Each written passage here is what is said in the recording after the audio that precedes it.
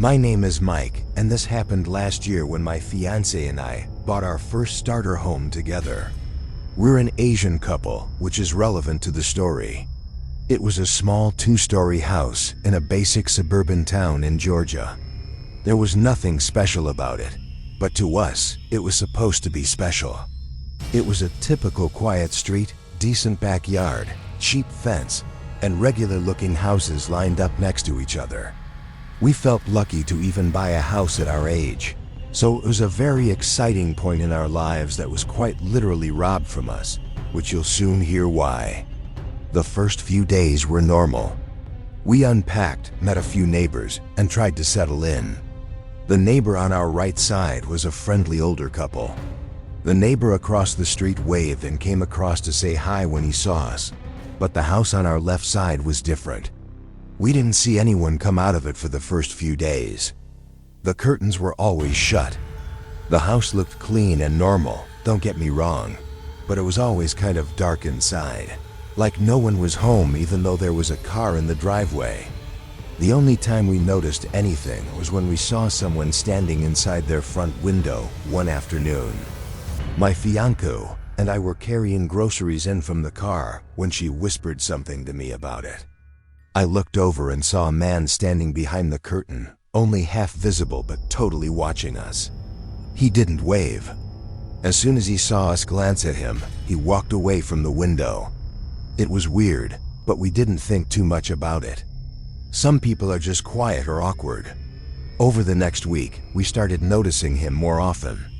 Not outside, but inside his house. I would catch him standing in his living room window, sometimes when I left for work. My fiancée told me she saw him in the upstairs window once when she was getting the mail. Every time we noticed him, he seemed to be watching us, but never in a way where he stayed long. The second we looked back, he was gone. One night, something happened that made both of us uneasy in a way we couldn't ignore. Around midnight, I was getting ready for bed when I walked past our upstairs window. Our bedroom window faced directly toward his house. When I looked out of habit, I saw him in his upstairs window. This time he wasn't halfway hidden or standing behind a curtain, he was fully visible. He stood straight up with his face turned toward our bedroom window.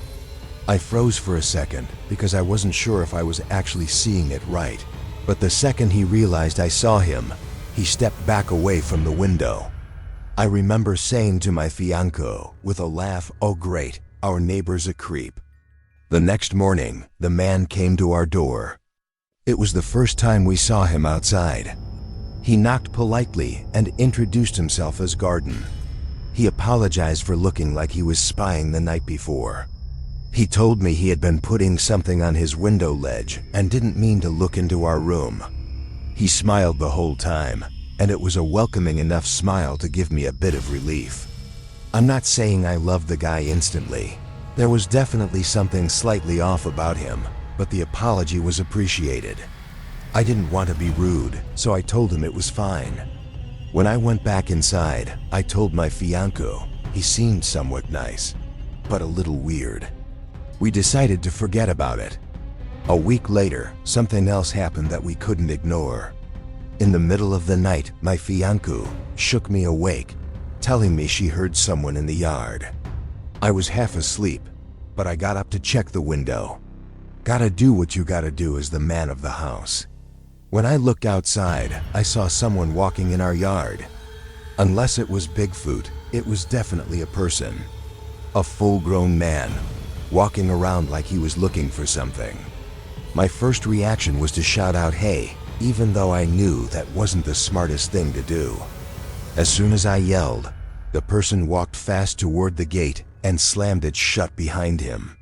Since we didn't have anything in the backyard yet besides some gardening tools, I didn't think someone was trying to steal anything, and I didn't bother to check the backyard. I did check the front windows though, and didn't see anyone.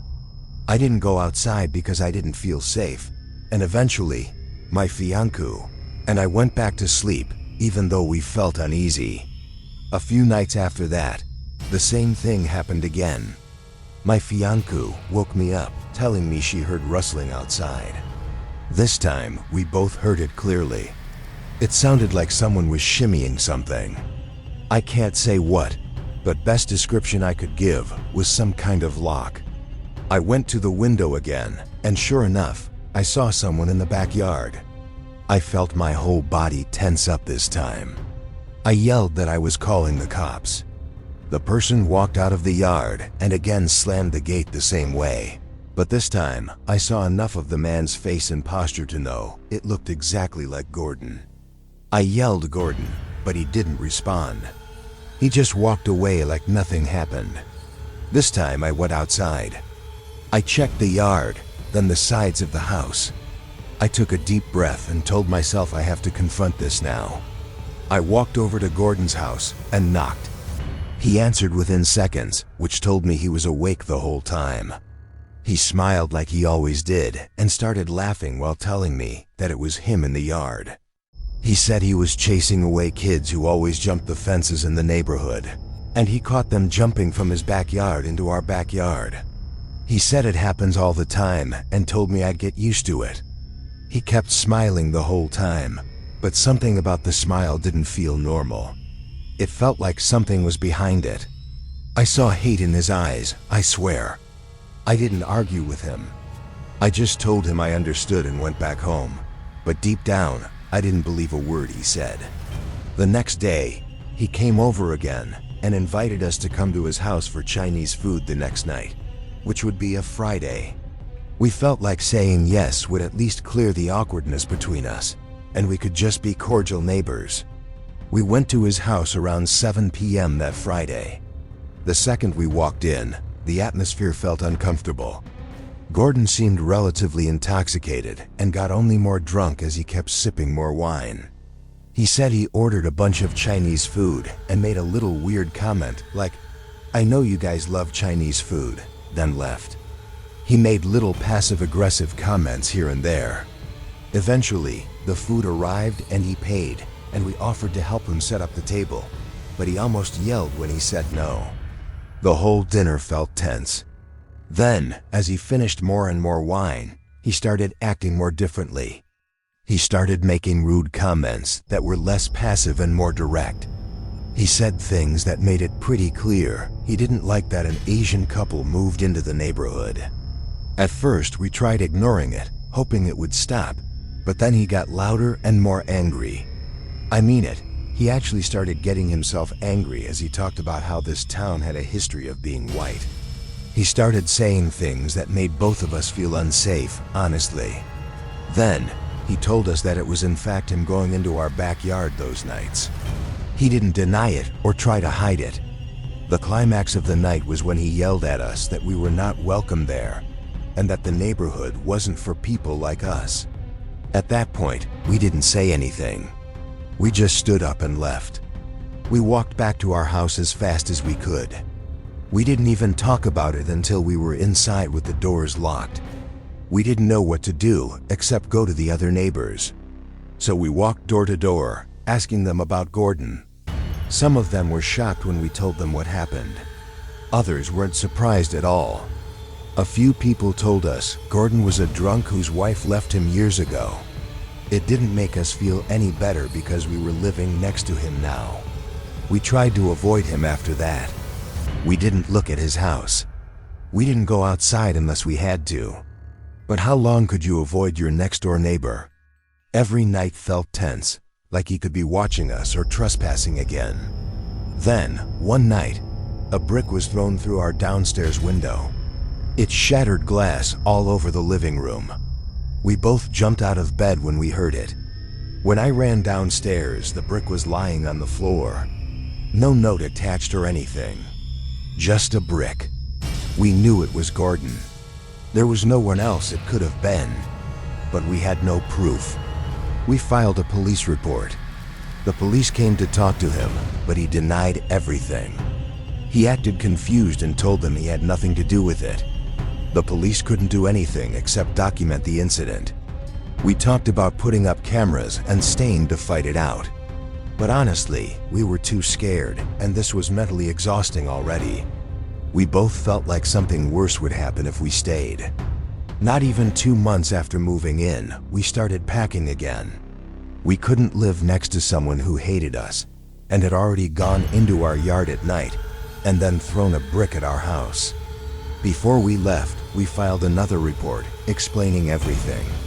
The police said they would keep an eye on the situation, but we didn't feel protected. We moved out of that house and out of that neighborhood as fast as we could. We left behind the home we thought would be our first chapter in life together. I still think if we stayed there, you'd have eventually heard of my fiancé, and I on the news having been murdered by this man. I wish it wasn't illegal to dox people. Boy, would I love to drop his address in this story. All we can do now is move on and upward from here.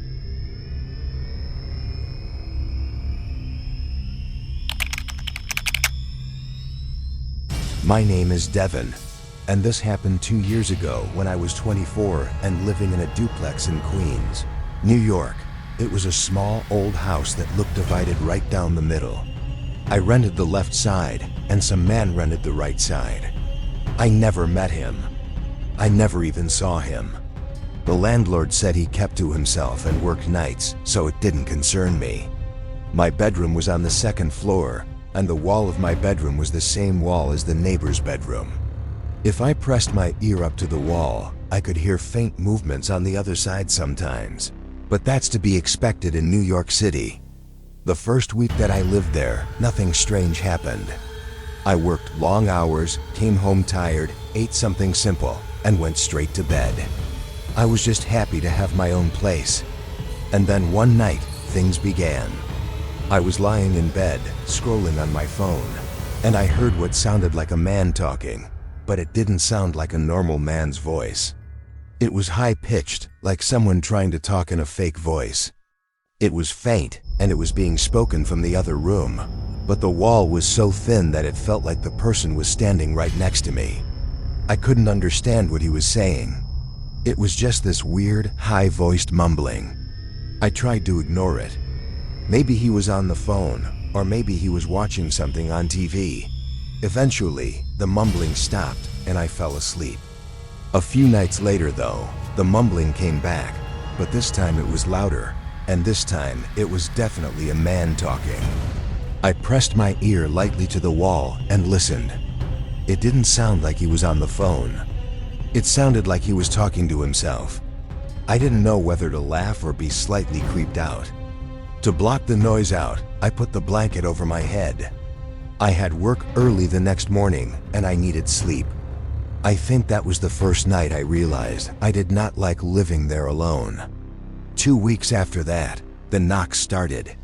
I was lying in bed again, half asleep, when I heard 2 taps on the wall right next to my head. It was so close that I flinched like someone was touching me. I sat up and waited a few moments in silence. Then, there were 2 more identical taps on the wall from the other side. I knew for sure that it was not a house-settling noise that could just easily be explained away. I rolled away from the wall and sat there shaking. I kept waiting to hear something else, but it went quiet. I wanted to knock back, but I realized that acknowledging it would likely make it worse. The next morning, I told myself it was not a big deal and that I was overreacting. Over the next week, the knocks continued. Sometimes soft, sometimes harder. Always at night, and always when I was trying to sleep. One night, it went on for so long that I put in headphones and turned on a loud fan. I remember lying awake, thinking about how thin the wall was, how close his room was, how close he was. He could literally be lying just 2 feet away from me. It scared me more every night. But still, the knocks could have just been him sitting against the wall and accidentally banging or tapping the wall with something. But then came the night that everything changed. I'll never forget it. I was lying in bed on my side, facing the wall. My eyes were closed, but I was not asleep yet. The room was dark, except for my street lamp shining through the blinds. I heard the knocks again. 3 slow ones. I kept my eyes closed and tried not to react. Then I heard that same high-pitched man's voice come through the wall. It was muffled, but not that muffled. I could hear each word clear enough. He said, "What are you doing in there?" My lungs locked up. I sat straight up in bed, shaking so hard I felt my teeth shattering. This was no longer just potential accidental taps on the wall. He was now acknowledging me directly. He said it straight through the wall. I could just tell he said it like he knew I was right next to him. I grabbed my phone and called my boyfriend. I whispered to him that I was scared out of my mind and told him exactly what happened. He told me he was coming over right away and he would stay the night with me. I stayed sitting up with the lights on until he arrived. The rest of the night, nothing happened. It was almost worse that way. It made me feel crazy, like the neighbor knew my boyfriend was there. For a few days, things were quiet. I started thinking maybe it was just some weird coincidence that the neighbor was doing something and I misheard. But then a few nights later, something happened that made me leave the house running.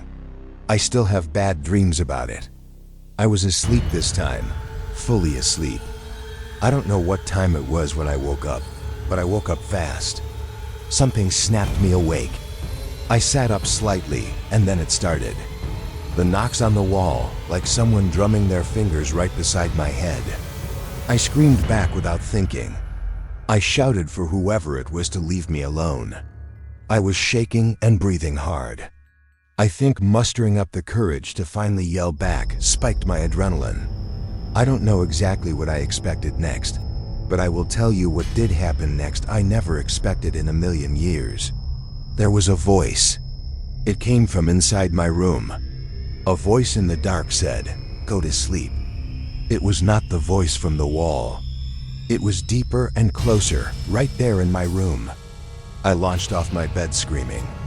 For some reason, the brief moments of my running through the hallway and down the stairs was a blur, because I really just remember getting outside and running into the street, screaming for help over and over. I must have looked insane. I ran barefoot onto the sidewalk. I kept looking behind me, expecting someone to be chasing me. I didn't stop screaming until a man 2 houses down came outside and stared at me like he didn't know what to do. I begged him to let me use his phone to call my boyfriend, but he said by the sound of it, I needed to call the police. So I called the police instead. I waited by that man's sidewalk shaking and crying until the police arrived. When they showed up, I told them everything that happened. They asked me if I was sure that someone was in the house and I said yes, 100% yes. They drove me back to my duplex and 2 officers went inside. My front door was still wide open like I left it. They said there were no signs of forced entry. They asked me if I remembered unlocking the door as I ran out. I had no memory of touching the lock. I told them I didn't think I unlocked it, but I was so panicked that maybe I did. I couldn't be sure.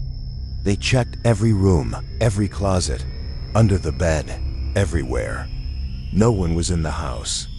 They knocked on the neighbor's door too, but he wouldn't open up. It looked like he wasn't home at all. Eventually, my boyfriend showed up and took me back to his place.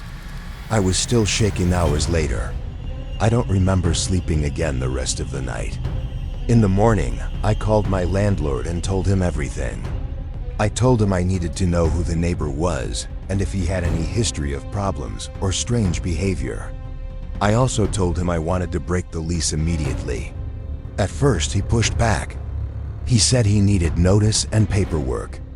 I told him I would not step foot in that duplex alone again, and he needed to help me. It took a whole day of phone calls before he said he would let me break the lease. My boyfriend came with me every single time I went back to the duplex to move my stuff. I refused to go alone. During those days, we tried knocking on the neighbor's door multiple times, but he never answered.